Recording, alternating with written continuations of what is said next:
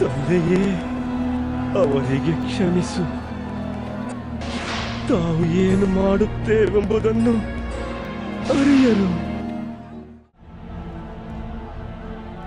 ಈ ಹೊತ್ತೆ ನನ್ನ ಸಂಗಡ ಪರದೈಸಿನಲ್ಲಿರುವಿ ಎಂದು ನಿನಗೆ ಸತ್ಯವಾಗಿ ಹೇಳುತ್ತೇನೆ.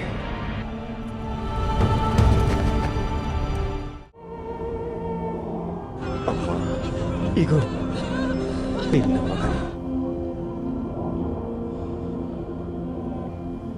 ಇಗೋ ನಿನ್ನ ತಾಯಿ. ನನಗೆ ನೀರಡಿಗೆಯಾಗಿದೆ. ಎಲೋಹಿ,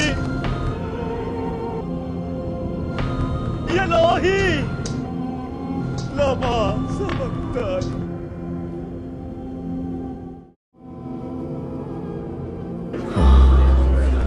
ತೀರಿತು.